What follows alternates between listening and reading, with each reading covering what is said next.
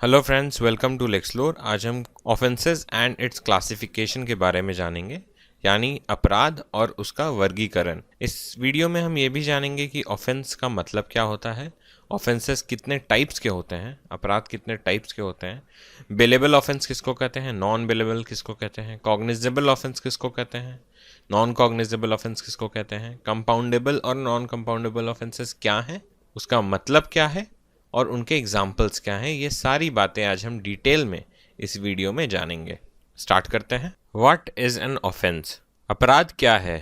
Offence is as any act और omission punishable by any law for the time being in force. Offence वो कार्य या चूक है जो पनिशेबल है लॉ के द्वारा, for the time being in force. जब वो ऑफेंस हुआ है उस वक्त वो लॉ के अंतर्गत वो पनिशेबल है, गलत है, उसे हम अपराध कहते हैं। An act is not offense unless it is clearly defined as an offense by any piece of legislature. कोई भी कार्य या चूक वो ऑफेंस नहीं है, वो अपराध नहीं है, अगर वो क्लियर डिफाइंड नहीं है कि वो ऑफेंस होगा एज पर द लेजिस्लेचर, जो लॉ है उसके अंदर में। Several acts and legislations define such acts which constitute offences. बहुत सारे लॉज हैं जो डिफाइन करते हैं कि अपराध क्या है और क्या चीज को अपराध कहा जाएगा। The main among them is the Indian penal code. It defines act ranging from theft and murder to fraud and criminal breach of trust and makes them offences. बहुत सारे एक्ट तो हैं, बहुत सारे लॉज तो हैं जो डिफाइन करते हैं ऑफेंसेस को, अपराध को, लेकिन सबसे उसमें से जो मेन है, जो प्राइम लेजिस्लेशन है क्रिमिनल लॉ के लिए, वो है इंडियन पीनल कोड। तो इंडियन पीनल कोड के अंतर्गत ये डिफाइन किया गया है, ये चीज़ स्पष्ट की गई है कि किसको हम थेफ्ट बोलेंगे, चोरी बोलेंगे, किसको हम मर्डर बोलेंगे, हत्या बोलेंगे, किसको फ्रॉड बोलेंगे और किसको क्रिमिनल ब्रीच ऑफ ट्रस्ट बोलेंगे। इसके अलावा और भी बाकी ऑफेंसेस, बाकी अपराध जो हैं वो भी इंडियन पीनल कोड में डिफाइंड है, इसीलिए ये मेन लेजिस्लेशन है, मेन लॉ है ऑफेंसेस से रिलेटेड। टाइप्स ऑफ ऑफेंस, अपराध के क्या प्रकार हैं, कितने टाइप्स के होते हैं। Depending on the nature and gravity of offense, it can be classified under any of the following heads: bailable and non-bailable, cognizable and non-cognizable offense, compoundable and non-compoundable offense। तो जो नेचर है अपराध का और gravity है, कितना बुरा अपराध है वो, कितना ज़्यादा खराब अपराध है, उसको मद्देनज़र रखते हुए ऑफेंसेस को, अपराध को हम चीज़ों में उसको विभाजन कर सकते हैं। उसमें आता है पहला bailable and non bailable offence, मतलब जमानत योग्य या अजमानत योग्य जो अपराध है। दूसरा है cognizable and non cognizable offence, मतलब संज्ञेय अपराध या असंज्ञेय अपराध। तीसरा compoundable and non compoundable offence, मतलब ऐसा ऑफेंसेस जिसको कंपाउंड किया जा सकता है और ऐसा जिसको नहीं किया जा सकता है।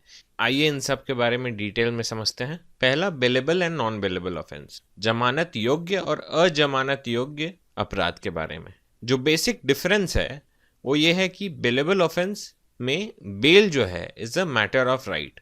सो in a bailable offence bail is a matter of right. जो जमानत है वो as a matter of right है अक्यूज्ड का।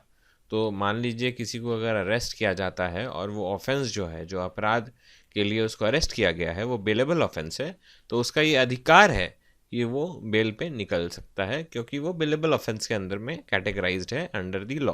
दूसरा है नॉन बेलेबल ऑफेंस। तो नॉन बेलेबल ऑफेंस वो अपराध होते हैं जिसमें बेल जो है वो है डिस्क्रिशन ऑफ कोर्ट को दिया हुआ, उस वो as a matter of right नहीं होता है, उसमें कोर्ट का डिस्क्रिशन होता है, कोर्ट का ये विवेकाधिकार होता है कि उसमें बेल मिलना चाहिए अक्यूज्ड को या नहीं मिलना चाहिए अक्यूज्ड को। Bailable offence, the grant of bail is a matter of right.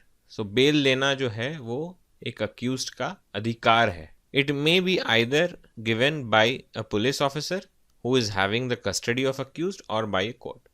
तो वो जो बेल ले सकता है तो वो कहाँ से ले सकता है? पहला पुलिस स्टेशन से ही ले सकता है, या फिर अगर पुलिस स्टेशन से नहीं मिले तो कोर्ट ऑफ लॉ से ले सकता है, चाहे वो मैजिस्ट्रेट कोर्ट हो या डिस्ट्रिक्ट कोर्ट हो या हाई कोर्ट हो। The accused may be released on bail on executing a bond known as bail bond with or without furnishing securities। तो जो अक्यूज्ड है, जिसको अपराध के लिए अरेस्ट किया गया है, वो बेल में निकल सकता है, उसको बेल मिल सकती है, जमानत मिल सकती है, जब वो एक एग्जीक्यूट करेगा बॉन्ड का, एक बेल बॉन्ड उसको एग्जीक्यूट करना पड़ेगा, जमानत का जो बॉन्ड है उसको एग्जीक्यूट करना पड़ेगा विथ और विदाउट श्योरिटीज, मतलब कुछ गारंटी अमाउंट देना पड़ेगा उसको, 1 लाख रुपए 2 लाख रुपए जैसा प्रावधान है अपराध के बारे में।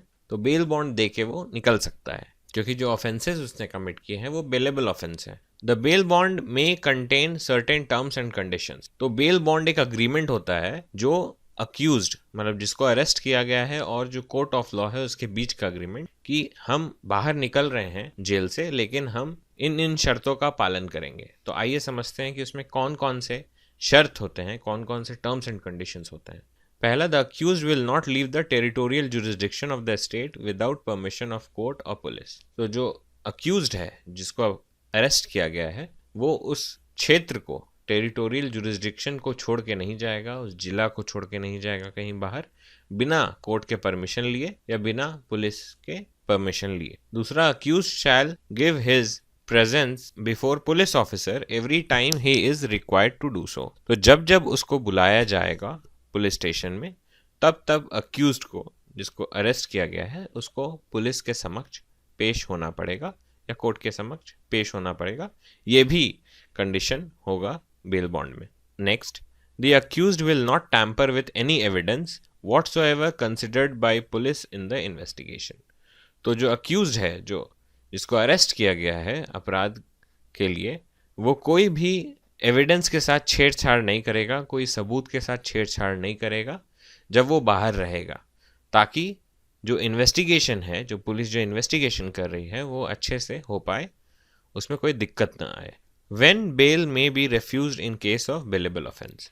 कब जो बेल है, वो जमानत का जो अधिकार है, उसको भी रेफ्यूज किया जा सकता है बेलेबल ऑफेंस के केस में भी, वो भी देखते हैं। Court is empowered to refuse bail to an accused person even if the offence is bailable where the person granted bail fails to comply with the conditions of the bail bond. तो ये court का अधिकार है कि जिस व्यक्ति को bell मिला है उसका बेल को कैंसिल कर दिया जाएगा। तब कैंसिल कर सकता है कोर्ट जब उसने कोई भी शर्तों का उल्लंघन किया है, कोई भी टर्म्स एंड कंडीशंस जो हैं बेल बॉन्ड में, उसका उल्लंघन किया है, तब कोर्ट के पास ये पावर है वो अक्यूज्ड का बेल को कैंसिल कर। Bail can also be refused in case of bailable offence if credit of accused is doubtful. अगर जो अक्यूज्ड है, जिसको अरेस्ट किया गया है अपराध के लिए, अगर उसका कुछ प्रीवियस रिकॉर्ड है, कुछ पास्ट में ऐसा रिकॉर्ड है कि वो भाग गया हो या ऐसा कुछ है, इस केस में भी बेल को रिफ्यूज किया जा सकता है। अगर कोर्ट ये देखे कि भाई इसका क्रेडिबिलिटी नहीं है, ये उस लायक ही नहीं है कि इसको बेल मिले। एग्जाम्पल्स ऑफ बेलेबल ऑफेंस क्या हैं? एग्जाम्पल्स, पहला, writing armed with deadly weapon. कोई भी दंगा फसाद करना या घातक हथियार से लैस होके कुछ अपराध करना, ये बेलेबल ऑफेंस है। Obstructing public servant in discharge of public functions. कोई लोक सेवक को उसके सार्वजनिक कार्यों के निर्वहन में बाधा डालना, ये भी अपराध है और बेलेबल अपराध है, जमानत योग्य अपराध है। गिविंग और fabricating false evidence in a judicial proceeding. कोई भी न्यायिक कार्यवाही में झूठे सबूत देना या उसको गढ़ना, वो भी एक बेलेबल ऑफेंस है। Causing a disturbance to an assembly engaged in religious worship. कोई भी धार्मिक पूजा में व्यस्त अगर कोई चीज़ हो रही है तो उसमें परेशानी डालना। Absconding to avoid service of summons और अदर प्रोसीडिंग्स। अगर किसी को समन मिला है कि उसको इस तारीख को कोर्ट में पेश होना है, दोस्तों समन का सिंपल मतलब होता है कॉल करना। कोर्ट आदेश देती है एक व्यक्ति को कि वो कोर्ट के समक्ष पेश हो। वो किसी भी कारण से हो सकती है, वो एविडेंस देने के लिए हो सकती है, कोई भी चीज़ के लिए कोर्ट आपको समन करता है, उसे हम कहते हैं समन। तो अगर उस समन का अगर पालन नहीं किया जाता है और भागा, मान लीजिए किसी को समन दिया गया है और वो भाग रहा है, तो उस केस में भी वो एक बेलेबल ऑफेंस कहलाएगा। नॉन बेलेबल ऑफेंस क्या होता है? अभी तक हम जाने कि बेलेबल ऑफेंस क्या होता है, बेल बॉन्ड में क्या क्या शर्तें होती हैं। अब हम जानते हैं कि नॉन बेलेबल ऑफेंस मतलब अजमानत योग्य, जिसमें जमानत as a matter of right नहीं है, उसके बारे में। A non bailable offence is one in which the grant of bail is not a matter of right. तो ऐसे अपराध जहाँ पे बेल लेना मैटर ऑफ राइट नहीं है। Here the accused will have to apply to the court and it will be the discretion of the court to grant bail or not। तो यहाँ पे अक्यूज जिसको अरेस्ट किया गया है उसको कोर्ट में अप्लाई करना पड़ेगा, एप्रोप्रिएट कोर्ट में अप्लाई करना पड़ेगा बेल के लिए, और उसके बाद कोर्ट ये डिसाइड करेगी कि उसको बेल मिलना चाहिए कि नहीं मिलना चाहिए। और इस चीज से रिलेटेड कोर्ट का पूरा विवेकाधिकार है कि वो कर सकता भी है और नहीं भी कर सकता है। Again, the court may require the accuse to execute a bail bond with some stringent conditions. मान लीजिए कि कोर्ट को ये लगे कि ठीक है इसको बेल मिलना चाहिए, तब भी बेल बॉन्ड को एग्जीक्यूट करने के बाद ही मिल सकता है। और जनरली जो नॉन बेलेबल ऑफेंस होते हैं, जो अजमानत योग्य अपराध होते हैं, वो काफ़ी स्ट्रिंजेंट, हाँ उनमें जो बेल बॉन्ड होती है उनमें काफ़ी स्ट्रिंजेंट कंडीशंस, मतलब काफ़ी डिफ़िकल्ट कंडीशंस को रखा जाता है, जो हार्श होती है conditions. The court may generally refuse the bail. Court के पास ये पावर है कि वो बेल को रिफ्यूज़ भी कर सकती है। कब? Bail bond has not been duly executed, जब बेल बॉन्ड को सही से एग्जीक्यूट नहीं किया गया हो। If the offence committed is one which imposes punishment of death और life imprisonment such as murder और रेप। तो ऐसा कोई अपराध जिसमें जो पेनल्टी है, जिसमें जो पनिशमेंट है, वो या तो मृत्युदंड है या फिर आजीवन कारावास है, मतलब लाइफ इम्प्रिजनमेंट है, जैसे कि मर्डर हो गया, हत्या हो गया या रेप हो गया। इन केसेस में कोर्ट के पास पावर है कि वो बेल को रिफ्यूज़ कर सकती है। तीसरा, the accused has attempted to abscond and his credentials are doubtful. तो जब अक्यूज्ड का जो क्रेडेंशियल्स है वो डाउटफुल है, उसका पास्ट डाउटफुल है, उस पर कोई भरोसा नहीं किया जा सकता है, और जब अक्यूज जो है वो भागने का कोशिश करता है, तब भी कोर्ट बेल को रिफ्यूज़ कर सकती है। अब कुछ एग्जांपल्स देखते हैं नॉन बेलेबल ऑफेंस के लिए। पहला, काउंटरफीटिंग करेंसी नोट्स और बैंक नोट्स, जाली नोट या बैंक नोट को गलत तरीके से यूज़ करना। Forgery for the purpose of cheating, धोखा देने के उद्देश्य से अगर कुछ चीटिंग करना। Abetment of any offence punishable with death और इम्प्रिजनमेंट फॉर लाइफ, तो ऐसे कोई अपराध को बहकावा देना जिसका जो दंड है वो मृत्यु है या फिर आजीवन कारावास है। वेजिंग और attempting to wage a war against government of India, भारत सरकार के खिलाफ युद्ध छेड़ना या उसकी कोशिश करना, तो उस पर भी नॉन बेलेबल ऑफेंस वो कहेगा। अब प्रोसीजर क्या है बेल का? The magistrate may pass such orders as he thinks fit. पहला तो कि मैजिस्ट्रेट के पास ये पावर है कि वो कोई भी ऑर्डर पास कर सकता है। दोस्तों, यहाँ पे ध्यान देने योग्य बात यह है कि जब किसी को अरेस्ट किया जाता है तो 24 घंटे के भीतर उसको मैजिस्ट्रेट के पास ले जाने का प्रावधान है अंडर द लॉ। तो जब उसको मैजिस्ट्रेट के सामने पेश किया जाएगा, तब मैजिस्ट्रेट के पास पावर है कि वो बेल के लिए ऑर्डर देता है या नहीं देता है। If the bail is granted, the accused will have to execute a bail bond. मान लीजिए बेल मिल जाता है तो अक्यूज जो है उसको बेल बॉन्ड एग्जीक्यूट करना पड़ेगा। On execution of bail bond, the accused is out of prison only on such terms and conditions as contained in the bail bond. जब बेल बॉन्ड एग्जीक्यूट कर लिया जाता है, उसके बाद जो अक्यूज्ड है वो बाहर है, जेल के बाहर हो जाता है, और वो सारी शर्तों, टर्म्स एंड कंडीशंस जो बेल बॉन्ड में है उसका वो पालन करेगा। तो यही प्रोसीजर ऑफ फॉर बेल है। अगला जो क्लासिफिकेशन है वो है cognizable and non cognizable offence. संज्ञेय अपराध या असंज्ञेय अपराध किसको कहते हैं? तो बेसिक डिफरेंस, जो कॉग्निजेबल ऑफेंस होते हैं उसमें police officer can arrest without a warrant. तो ऐसे अपराध जहाँ पे पुलिस ऑफिसर बिना वारंट के अगर किसी अक्यूज्ड को अरेस्ट कर ले तो उसे हम कॉग्निजेबल ऑफेंस कहेंगे, संज्ञेय अपराध कहेंगे। दूसरा, नॉन कॉग्निजेबल ऑफेंस, तो ऐसे ऑफेंसेस, ऐसे अपराध जहां पुलिस ऑफिसर के पास बिना वारंट के अरेस्ट करने का पावर नहीं होता है और उनको वारंट चाहिए होता है। सो बिना वारंट के आप किसी को अरेस्ट नहीं किया जा सकता है अगर वो अपराध है असंज्ञेय का रूप में है, non cognizable offence. Cognizable offence, Section 2C of CRPC 1973 says cognizable offenses or cognizable cases are those under which a police officer can arrest without warrant। तो जिस अपराध के लिए अगर पुलिस ऑफिसर के पास ये पावर है कि बिना वारंट के वो अरेस्ट कर लेता है तो उसे हम cognizable offense कहेंगे। cognizable offenses are those offenses which are serious in nature। जो सीरियस होते हैं, गंभीर रूप के होते हैं, उसे हम संज्ञेय अपराध कहेंगे। एग्जाम्पल के तौर पे murder, rape, dowry death, kidnapping, theft, criminal breach of trust etcetera. Murder मतलब हत्या हो गया, रेप हो गया, डाउरी डेथ हो गया, किडनैपिंग या चोरी, तो ये सारे जो हैं वो कॉग्निजेबल ऑफेंस है। तो इन सारे केसेस में अक्यूज्ड को बिना वारंट के पुलिस ऑफिसर अरेस्ट कर सकता है। Section 154 of CrPC provides that after the police officer receives the first information report FIR relating to cognizable offense, it has to immediately start the investigation। तो section 154 of CrPC criminal procedure code के अंतर्गत जो FIR का प्रावधान है, first information report, कि जब भी कोई भी इंफॉर्मेशन अगर पुलिस को मिलता है तो उसको FIR रजिस्टर करना है और तुरंत इन्वेस्टिगेशन स्टार्ट करना है। ये सब कब एप्लीकेबल होता है? कॉग्निजेबल ऑफेंसेस के केस में, जब वो संज्ञेय अपराध मतलब काफी सीरियस ऑफेंसेस हैं उस केस में एप्लीकेबल होता है। इन case of a cognizable offence, police authorities can investigate the matter without the magistrate permission. तो संज्ञेय अपराध के केस में पुलिस अथॉरिटीज के पास पावर है कि वो बिना मैजिस्ट्रेट के परमिशन के वो इन्वेस्टिगेट कर सकते हैं।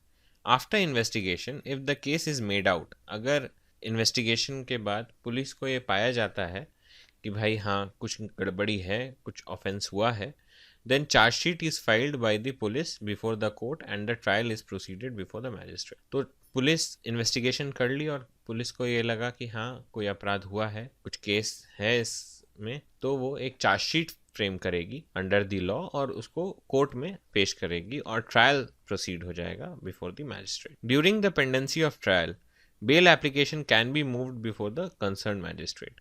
तो जब क्रिमिनल ट्रायल चलेगा, जब कार्रवाई चलेगी, तब उस बीच जो अक्यूज्ड है, जिसको अरेस्ट किया गया और जो जेल में है, उसके पास ये लॉ के अंतर्गत प्रावधान है कि वो बेल एप्लीकेशन मूव करे उसी कोर्ट में, और जिसका डिस्क्रिशन कोर्ट को होगा। Cognizable offences are both bailable and non bailable. तो संज्ञेय अपराध बेलेबल भी हो सकते हैं और नॉन बेलेबल भी हो सकते हैं।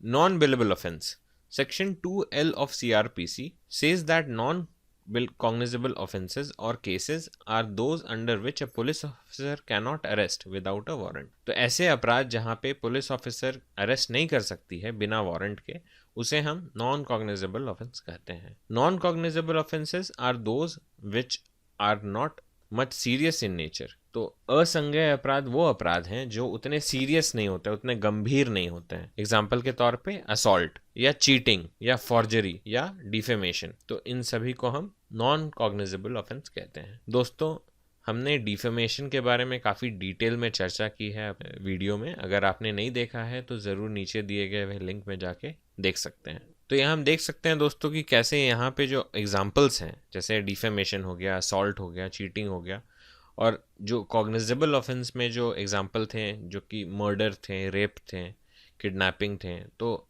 कॉग्निजेबल ऑफेंस वो काफ़ी सीरियस थे नेचर में, लेकिन यहाँ पे नॉन कॉग्निजेबल ऑफेंस उतने सीरियस नहीं है। ये बेसिक डिफरेंस है, मेजर डिफरेंस है, अपार्ट फ्रॉम द फैक्ट कि नॉन कॉग्निजेबल ऑफेंस में वारंट चाहिए होता है अरेस्ट के लिए, और जबकि कॉग्निजेबल ऑफेंस में वारंट नहीं चाहिए होता है किसी को अरेस्ट करने के पहले। Section 155 of CRPC provides that in a non-cognizable offense or case, the police officer cannot receive or accord the FIR unless he obtains prior permission from the magistrate। तो सेक्शन 155 ऑफ CRPC में ये कहा गया है कि अगर कोई असंज्ञेय अपराध के बारे में अगर पुलिस ऑफिसर को पता चले तो FIR करने के पहले उसको मैजिस्ट्रेट से परमिशन लेना चाहिए। Non cognizable offence, under a non-cognizable offense, in order to start the investigation, it is important for the police officer to obtain the permission from the magistrate। तो असंज्ञेय अपराध के केस में मैजिस्ट्रेट का permission लेना पड़ेगा पुलिस ऑफिसर को investigation तहकीकात स्टार्ट करने के पहले। In such offences for arrest, all the steps have to be followed like filing of complaint, FIR। तो असंज्ञेय अपराध में अगर किसी को अरेस्ट करना है तो ये सारी प्रोसीजर फॉलो करनी होगी। पहला, कंप्लेंट फाइल करना या FIR फाइल करना आफ्टर मैजिस्ट्रेट परमिशन, इन्वेस्टिगेशन होना, तहकीकात करना, चार्जशीट अगर इन्वेस्टिगेशन में सही पाया गया तो चार्जशीट फाइल करना, charge sheet to be filed in court, charge sheet जो है कोर्ट में फाइल होगी, उसके बाद ट्रायल चलेगी, final order of arrest if case has been made out. तो कोर्ट ये एग्जामिन करेगा ट्रायल में कि केस बना है नॉन कॉग्निजेबल ऑफेंस का या नहीं, और उसके बाद ही अरेस्ट होगा। Compoundable offence, some offences largely affect only the victim and no considerable harm is considered to be done to the society. कुछ ऐसे अपराध होते हैं जो व्यक्तिगत रूप में प्रभाव डालते हैं, सोसाइटी को हार्म नहीं करते हैं। एग्जाम्पल के तौर पे मर्डर। अब किसी का अगर मर्डर होता है तो उससे पूरा सोसाइटी के कॉन्शियंस को हार्म पहुंचता है, पूरा सोसाइटी डर के रहती है। वो नॉन कंपाउंडेबल ऑफेंस होंगे, उसको कंपाउंड नहीं किया जा सकता है। लेकिन सपोज कीजिए चीटिंग, तो अगर ए और बी में कॉन्ट्रैक्ट हुआ और ए ने बी के ऊपर चीटिंग की, तो अब यहाँ पे जो ए का अपराध है उससे सिर्फ बी को क्षति पहुंच रही है, पूरी सोसाइटी को नहीं पहुंच रही है।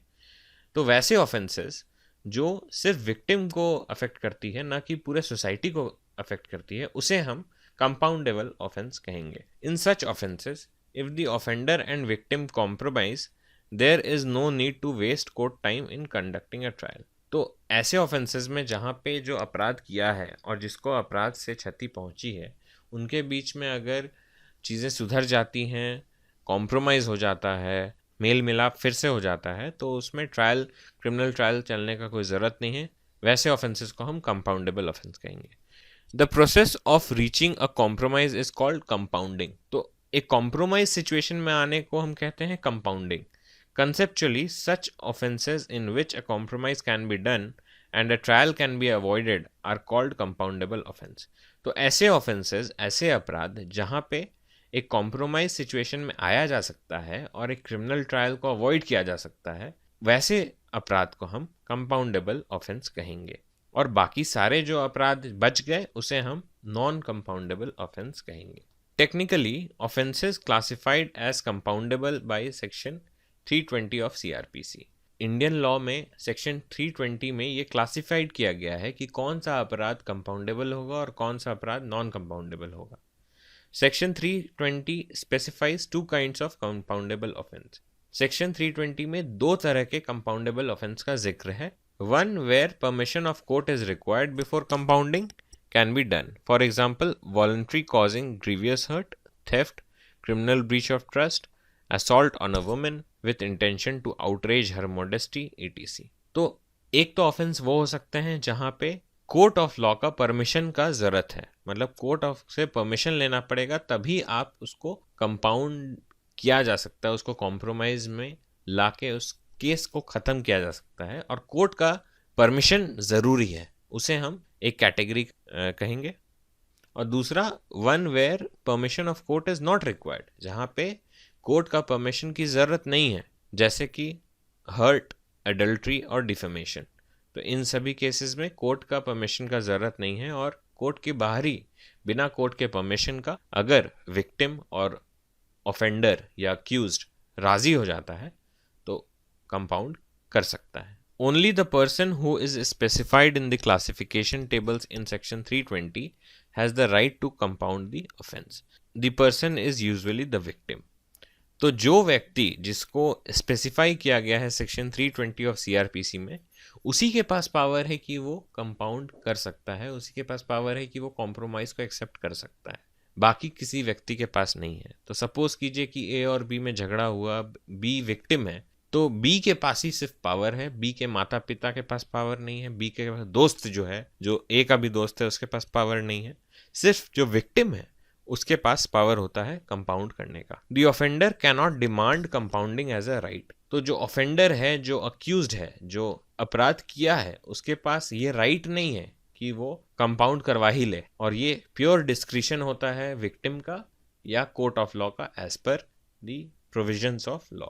However, when an offender has been committed to trial or when he has been convicted and his appeal is pending, compounding can only be done with the leave of the court to which he is committed or to which the trial is pending। तो suppose कीजिए कि अगर initial stage पे compounding नहीं हुआ और बाद में जब मैटर ट्रायल चल रहा है, क्रिमिनल ट्रायल कहीं पे, या फिर मैटर अपील में है हाई कोर्ट में या सुप्रीम कोर्ट में, सेशंस कोर्ट में, तब मान लीजिए अगर वो ऑफेंडर और विक्टिम के बीच में अगर कंपाउंडिंग होता है, तब कोर्ट ऑफ लॉ का परमिशन लेना पड़ेगा, उनका लीव लेना पड़ेगा, परमिशन लेना पड़ेगा बिफोर कंपाउंडिंग।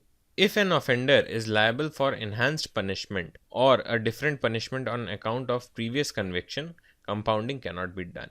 तो अगर जो अपराध किया है वो दूसरी बार या तीसरी बार अगर वही अपराध कर रहा है जिसके कारण उसको और भी ज़्यादा पनिशमेंट अंडर द लॉ मिलेगा, तो इन केस में कॉम्प्रोमाइज पे नहीं आया जा सकता है और कंपाउंडेबल नहीं होगा वैसे offences. When an offence is compounded it is equivalent to an acquittal. तो अगर ऑफेंस कंपाउंड हो गया है ऑलरेडी, तो जो अपराधी है उसको बाइज्जत बरी का जो की श्रेणी में वो आ जाता है, उस पर कोई भी चार्जेस लगी हुई नहीं रहती है, वो छूट जाता है पूरे की पूरी तरीके से. नॉन कंपाउंडेबल ऑफेंस क्या होते हैं? There are some offences which cannot be compounded for the reason that nature of offense is so grave that the accused cannot be allowed to go scot free. तो ऐसे कोई अपराध जहाँ पे जो नेचर है अपराध का वो इतना ज़्यादा सीरियस है कि अपराधी को क्षमा नहीं किया जा सकता है बिना कोई पनिशमेंट दिए हुए, जैसे कि हत्या हो गया या रेप हो गया या किडनैपिंग हो गया. तो ऐसे सीरियस अपराध को ऑफेंसेस को हम नॉन कंपाउंडेबल ऑफेंस कहते हैं. Private party as well as society both are considerably affected by the offence. तो ऐसे ऑफेंसेस जिससे जो विक्टिम है वो भी अफेक्ट होता है और पूरा सोसाइटी वो भी अफेक्ट होता है, उसको हम नॉन कंपाउंडेबल ऑफेंस कहते हैं. All those offences which are not mentioned in the list under section 320 of CRPC are non compoundable offence. तो सेक्शन 320 ऑफ CRPC में कुछ ऑफेंसेस को कंपाउंडेबल कहा गया है और कब कंपाउंडेबल कहा गया है वो भी डिटेल में लिखा हुआ है. और जो अपराध उस लिस्ट में नहीं है इंक्लूडेड उसे हम नॉन कंपाउंडेबल ऑफेंस कहेंगे. No compromise is allowed. Even court does not have the power to compound the offence. Court के पास भी पावर नहीं है कि वो एक अपराध को कंपाउंडेबल कहे अगर लेजिस्लेचर में लॉ में क्लियर उसके बारे में लिखा गया है कि वो नॉन कंपाउंडेबल ऑफेंस है. Full trial is held and acquittal और conviction is given as per the evidence. तो नॉन कंपाउंडेबल ऑफेंस में क्योंकि कॉम्प्रोमाइज पॉसिबल नहीं है एज पर लॉ, तो फुल ट्रायल चलता है और उसका कन्विक्शन मतलब उसको कन्विक्ट किया जाएगा या बाइज्जत बरी किया जाएगा, ये कोर्ट का डिस्क्रिशन है जो कोर्ट एविडेंसेस और बाकी चीज़ों के आधार पर केस टू केस बेसिस पे देखती है और अपना फैसला देती है. थैंक यू फॉर वॉचिंग दोस्तों. अगर आपके पास कोई सुझाव हो तो कमेंट सेक्शन में ज़रूर लिखें. Do like, share and subscribe for more updates.